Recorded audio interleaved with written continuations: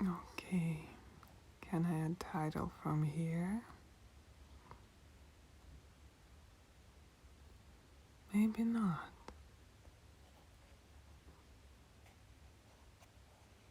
Okay, so something was up with the settings. I have no idea. Like I tried to add the title, but it's not working. I'm getting ready to sleep, that's why it's dark. But what I was thinking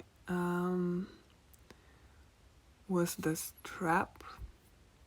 Like when you just start hitting your trauma, there is so much that you have to overcome, even though none of it is anything. It's all nothing. But there's a lot of belief and a lot of structures, ideas, and constructs that all are talking to you. And especially if you still are taking your thoughts seriously at that point, which is not at all strange or abnormal or even like in any kind of way bad, because we often do, even after you learn that your thoughts don't mean anything. Ego is getting smarter always, so it comes out, through other corner, around the other corner, and like trying to prove to you that it's real, or that these thoughts are not like those thoughts. These thoughts are spiritual. So there are all kinds of things that when you're just starting out on your healing journey, there are a lot of things to believe in, and amongst those things, your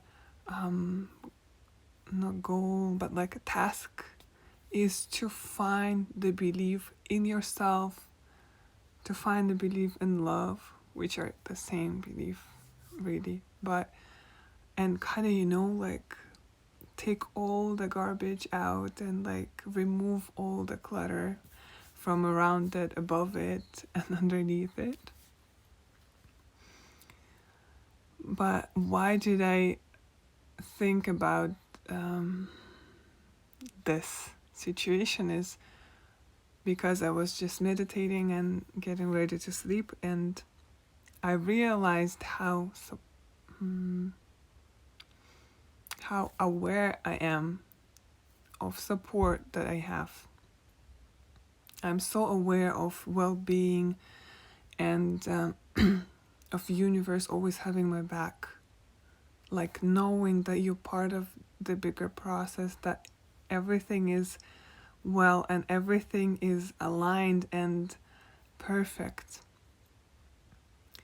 And even before you learn about the healing or that it's possible, of course you can have these ideas that everything is perfect, but just having them is one thing. You need to embody those ideas, and that is why initially there could be so much resistance, and that's why it always takes the most time, actually, this initial phase of unpacking, of cracking the shell around you, like getting yourself to believe in yourself, getting yourself to believe in the possibility of change,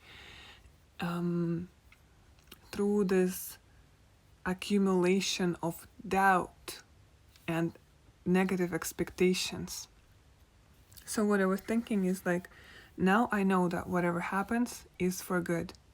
And even before I knew that, but I knew that through pain. It was like, whatever suffering comes my way, I'm sure it will make me stronger. So it's like a very hurt place. Now that I know that suffering doesn't exist, and I am free to stop creating it in my mind at any second. I don't even I can't say completely 100% right that I don't even assume or expect anything bad to happen, because healing is like never really complete, or I actually believe that it is complete at some point, but I don't think the completion actually looks like something that you can envision from the place outside of it.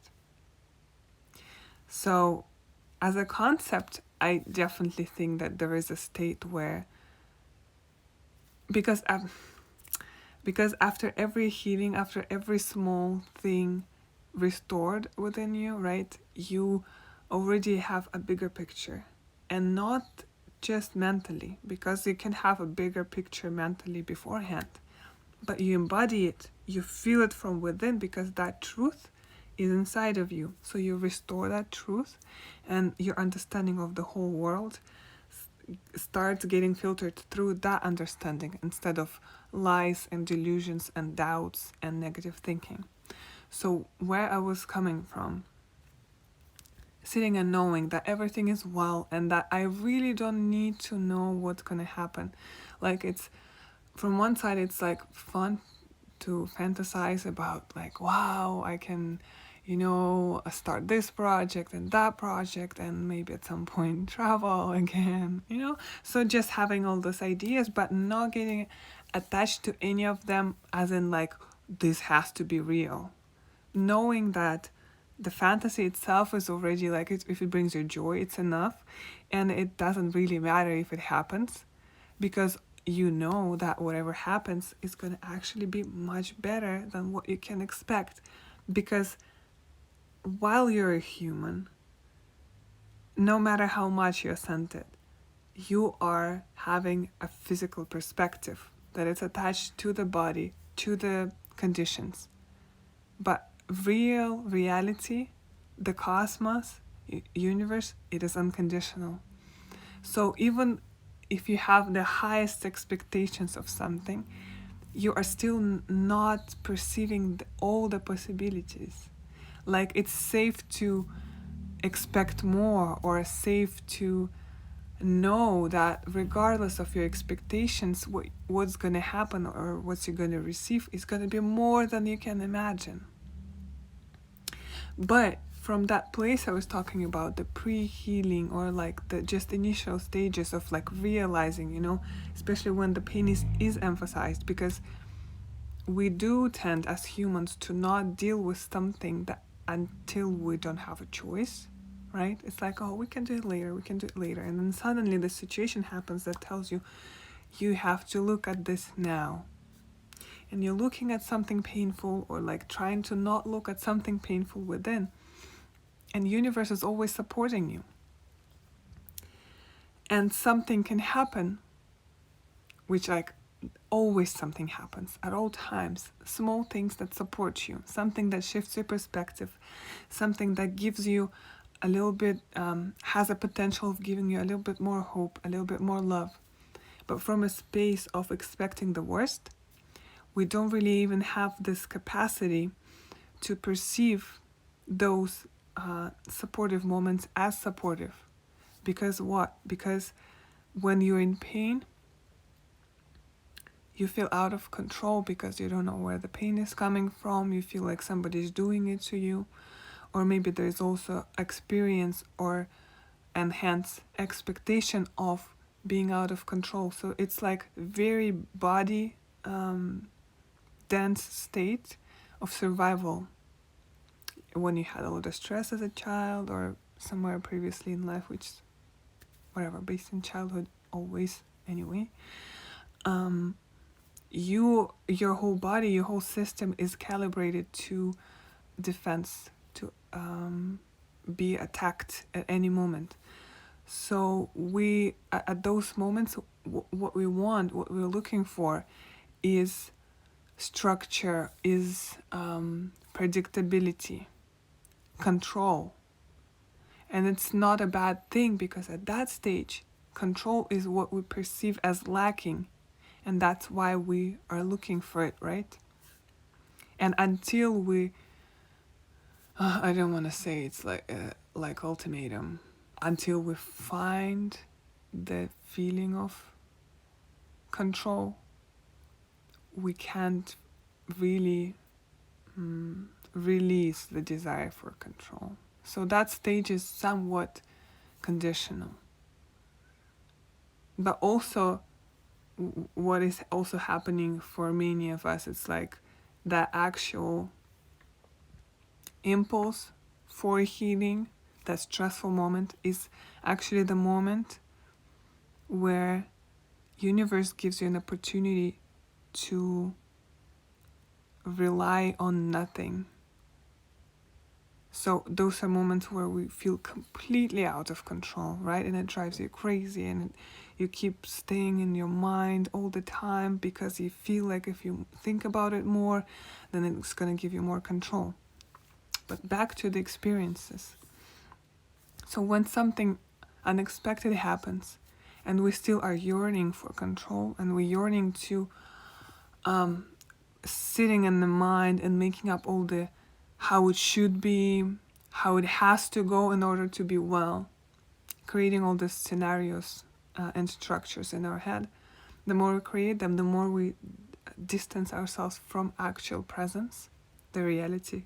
And it's normal because reality of being in our body is painful at that moment. So when something unexpected, which is we never know what divine is going to bring us.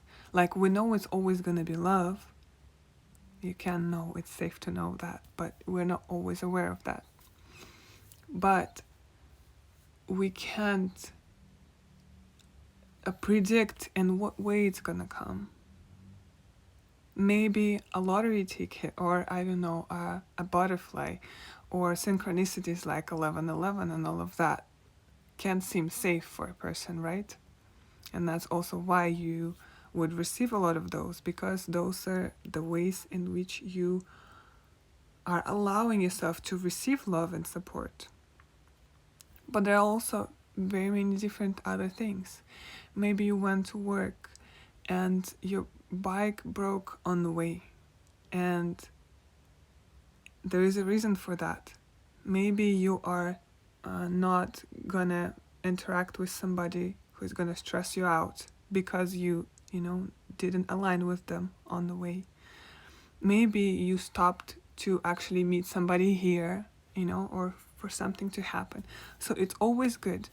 But when we are in this protective state where we feel very vulnerable and victimized, anything that happens is just accumulates, and we filter it through the lens of negativity, because we feel like everything that is unpredictable, that we did not see in our mind happening, is a failure, is misfortune.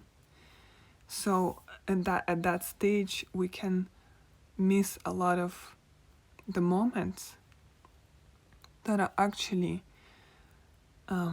like little stepping stones on your path to healing.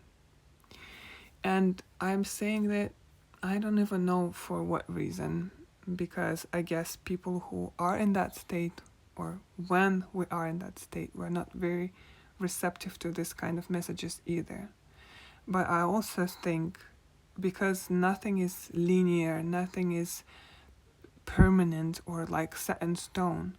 So maybe even for myself, who knows, 2 months down the line, maybe there is a situation where I forget about it, and then I can watch this video and remember it. But more than that, I hope there's somebody who is looking for information for themselves to support themselves, where they don't feel yet strongly rooted in the feeling of support, and they can receive it from this video. And I can absolutely promise you that it is 100% possible to move from that state of attack, defense, fear, pain, suffering, complete sense of lost hope, desire, passion for life, everything, just from the state of absolute nothing, like not feeling life at all, into the state where you are endlessly grateful for every second of your life, and where you are going through that life with a sense of purpose, and at the same time not having any expectations of life or of yourself.